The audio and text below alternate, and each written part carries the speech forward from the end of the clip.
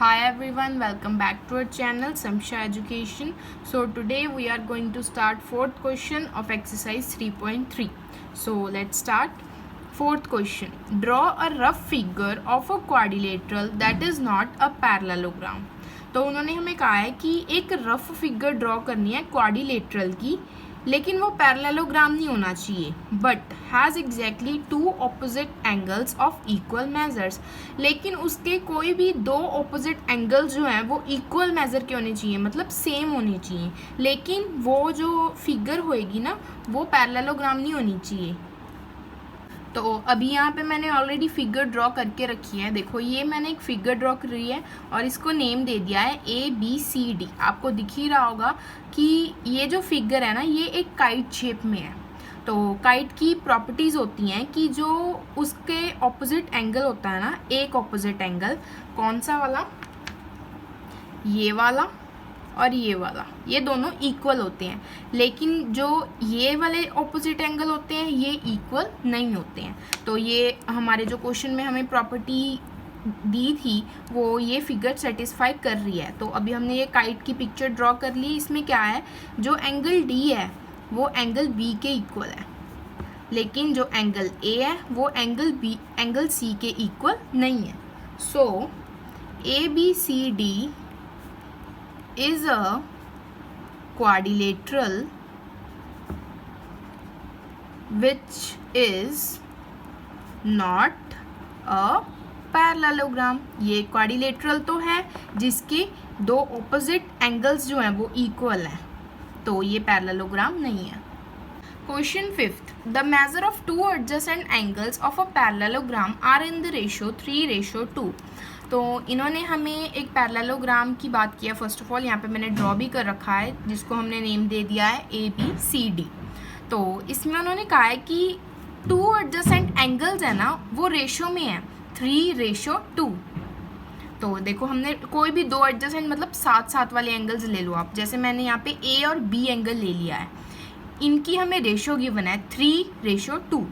तो find the measure of each of the angles of the parallelogram. तो अभी हमने ये सभी एंगल्स की जो मेजरमेंट है ना वो सॉल्व करनी है। तो यहाँ पे हम एंगल A लेते हैं। एंगल A को जैसे हमें 3:2 गिवन है तो एंगल A को हम 3 एज्यूम कर लेते हैं 3x, और एंगल B को हम एज्यूम कर लेते हैं 2x। तो ये आ गया हमारे पास। अभी हम क्या करते हैं, we know that adjacent angles of a parallelogram are supplementary। तो ये एक प्रॉपर्टी है, हमने पहले भी बहुत बार कर लिया है कि जो adjacent angles होते हैं ना किसी भी पैरेललोग्राम के, उनका जो सम होता है वो सप्लीमेंट्री होता है, मतलब उनका सम 180 डिग्री के इक्वल होता है। तो हम ऐसा ही करते हैं। अभी angle A plus angle B ले लेते हैं, वो किसके इक्वल होगा, 180 डिग्री के। तो एंगल A हमने कितना लेट किया था 3x, एंगल B को 2x is equals to 180 degree. अभी 3x प्लस 2x 5x बन गया इज इक्वल्स टू 180 डिग्री। अभी 5 के साथ x मल्टीप्लाई हो रहा है तो दूसरी साइड जाके हम इसे डिवाइड कर देते हैं।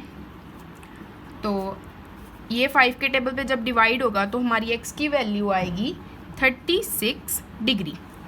तो अभी हमारे पास x की वैल्यू आ गई है 36 डिग्री। तो इससे हम अपना एंगल A और एंगल B निकाल लेते हैं। हमने लेट किया था एंगल A 3x, तो x की वैल्यू हमारे पास कितनी आई है 36 डिग्री।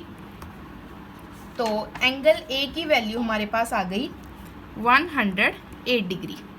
ऐसे ही हमने जो एंगल B था उसे लेट किया था 2x, तो 2 को मल्टीप्लाई कर लेते हैं 36 डिग्री के साथ। तो एंगल B की वैल्यू हमारे पास आ गई 72 डिग्री। अभी एंगल A और एंगल B तो सॉल्व हो गया है। अभी हम फिगर पे आते हैं। एंगल A और एंगल B की वैल्यू हमने निकाल ली है, C और D की पेंडिंग है। तो अभी हम क्या करते हैं, देखो एंगल A के ऑपोजिट कौन सा एंगल है, एंगल C। एंगल B के ऑपोजिट कौन सा एंगल है, एंगल D। तो ऐसे ही हमारा सॉल्व हो जाएगा, क्योंकि हमें पता है कि पैरेललोग्राम की जो ऑपोजिट एंगल्स होते हैं वो इक्वल होते हैं। तो हम क्या करेंगे, नाउ एंगल A और एंगल B तो हमने निकाल लिया है, एंगल C किसके इक्वल होगा, एंगल ए के, और एंगल ए कितना है हमारे पास 108 डिग्री। इसका रीज़न क्या है, क्योंकि ऑपोजिट एंगल्स जो होते हैं पैरेललोग्राम के वो हमेशा इक्वल होते हैं। Opposite angles of a parallelogram are equal. ऐसे ही अभी हमने एंगल डी निकालना था, एंगल डी किसके इक्वल होगा, एंगल बी के। उसकी वैल्यू हमारे पास 72 डिग्री थी, तो ये आ गया। इसका रीज़न भी सेम ही आ गया, क्योंकि ऑपोजिट एंगल्स पैरेललोग्राम के इक्वल होते हैं, तो हेंस ये क्वेश्चन सॉल्व हो गया, हमारे पास सभी एंगल्स की वैल्यू आ गई है। So that's all for today. See you soon with our next video. Till then, like, comment, share and subscribe our channel. Thank you.